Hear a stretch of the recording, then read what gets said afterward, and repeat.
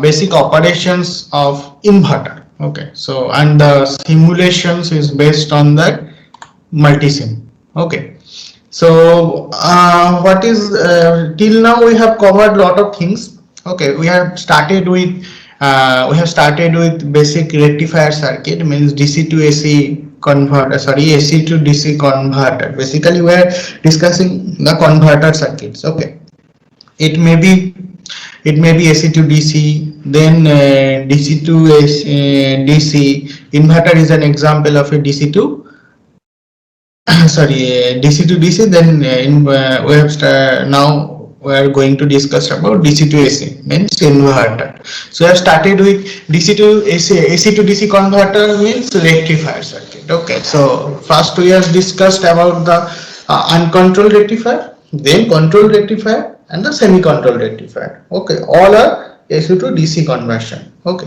after that we have discussed about DC-DC converter, means chopper. Okay, in chopper circuit we have also discussed, started with buck converter, boost converter, then half bridge converter, full bridge converter. Okay, then we have discussed the same thing in closed loop. Okay, closed loop control of DC to DC converter, like buck converter, closed loop control of buck converter, then closed loop control of boost converter. Okay, so today we are going to discuss about the DC to AC converter, means inverter. Okay, so what happened in the inverter? So in case of inverter, you are giving the DC as a source and you will get the AC as an output.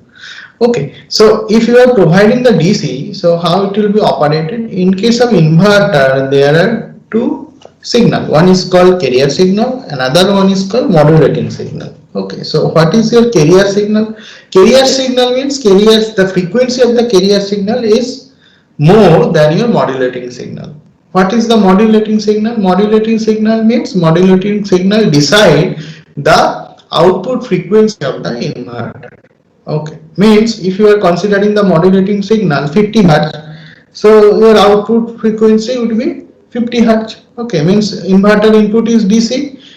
Okay, output is AC. So for your inverter, so whatever DC you have given, it may be 230 volt, it may be 20 volt, whatever rating you have aware about that rating. Okay, so you can convert that DC to AC. So AC having that same frequency. Okay, that generated when developed AC having the same frequency with your modulating frequency, means modulating signal frequency. Okay, so in case of that modulating signal, if you are considering 50 hertz, so output will be 50 hertz. If you are considering 60 hertz for the modulating signal, output will be 60 hertz.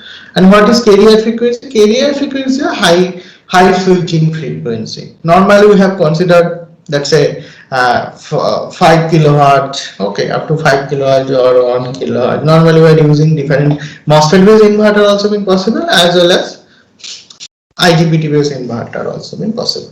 Okay, so based on your application you are choosing that values. Okay, so here we are going to discuss, we are going to show you some basic simulations of the inverter where we are providing the DC value and we will get the AC value. So what happened in case of, if you are giving the DC value directly, when you are converting the DC value to AC value, so it look like a square wave value. Okay, means it having some positive half, it having some negative half, but directly we are giving DC, so it will coming like that square wave inverter.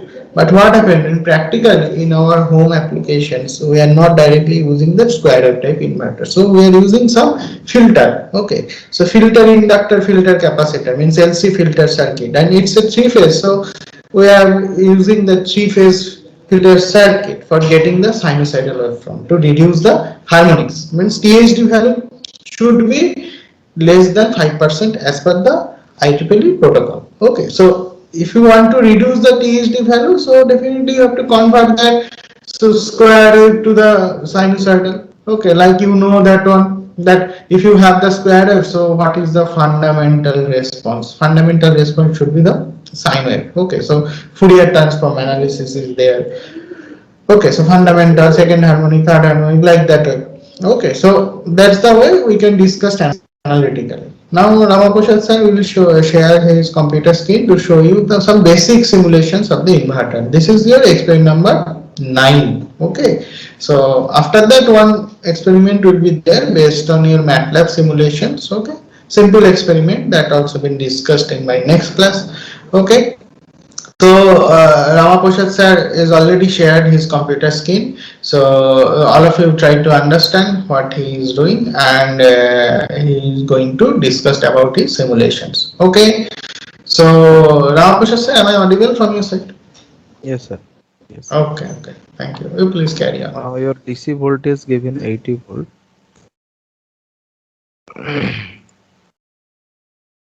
and this is your switching device already. You note it down. NTB6410 ANG,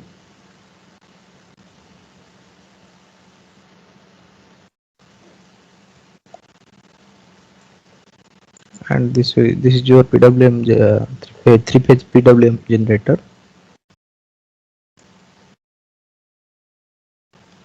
So the values I have given, as you can take the screenshot. You can change these values accordingly. Your output waveform will vary if you change.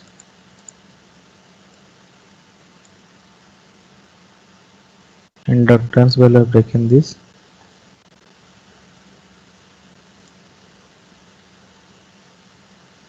This is a filter capacitor connected across RY, YB and RB, and this is output. Using CRO you can trace the waveforms, or using simultaneously using analysis you can trace the waveforms.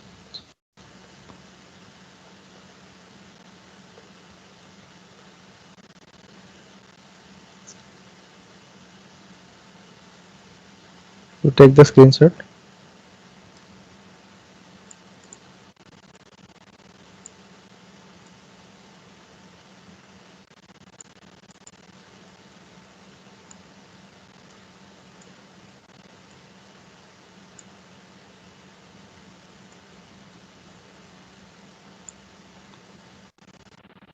Okay. Now if you measure the voltage across RYB phase, this is your net name 8, this net name is B, this is your 10. So V8, VV, V10 is your output voltage waveforms. Now simulate analysis, transient analysis,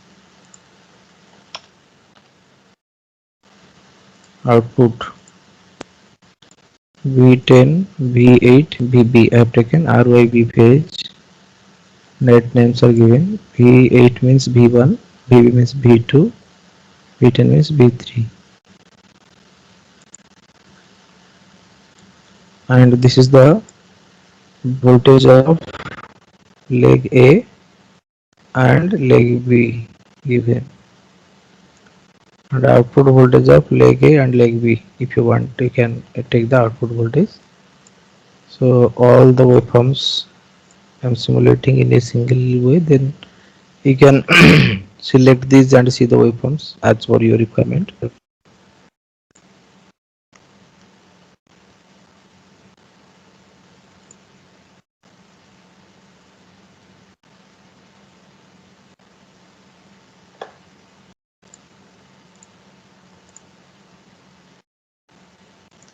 Now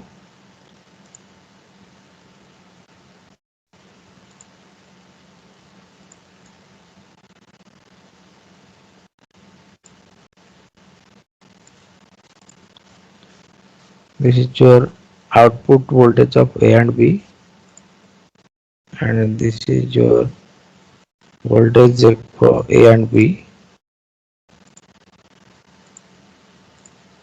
This is your VB. VB means Y phase voltage forms.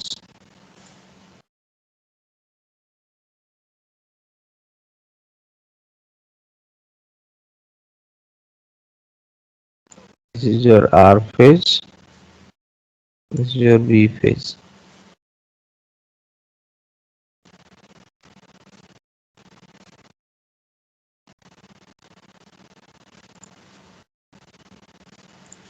R phase, Y phase, B phase, and Y phase. So individually you can take the waveforms, and using cursor you can trace the values. Okay.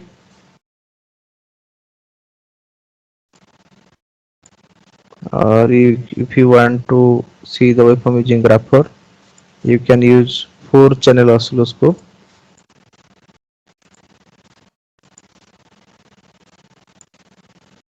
But here you have to adjust accurately to get the waveforms.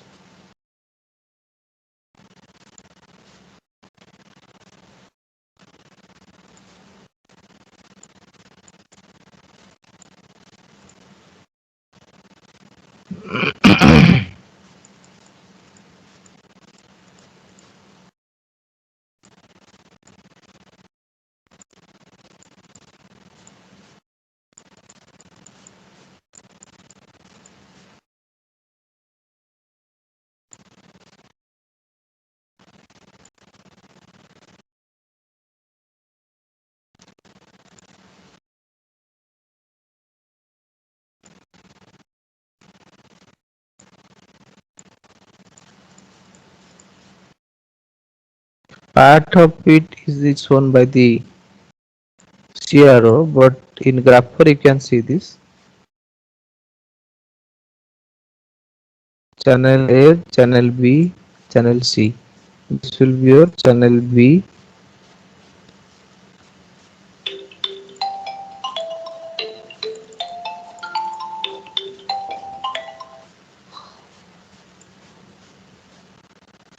So no need to using oscilloscope. If you use analysis, go through analysis. Okay, simulate analysis, and using transient analysis, you show the output waveforms of all the parameters.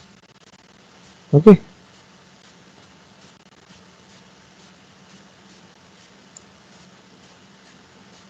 Individual waveforms, if you want, you can see individual waveforms, R phase, B phase, Y phase, and similarly voltage across these switching devices, output as well as input. Okay.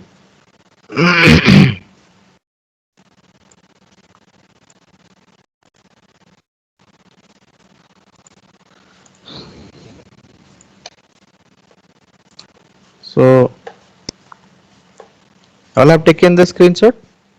Parameter is given by this already. Your inductance value, capacitance value is, it is seen in the circuit, and you see this is your fixed value. No need to enter here anything. You cannot enter a modify in this switching to a power MOSFET. Okay. So this voltage gain is your 1 volt per volt. Can do already written here, and voltage as given, you can give the supply voltage. You can vary this voltage also, and this is your PWM generator parameters.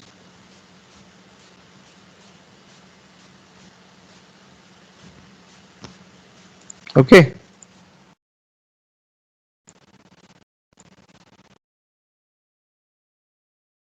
Hello. Student is respond.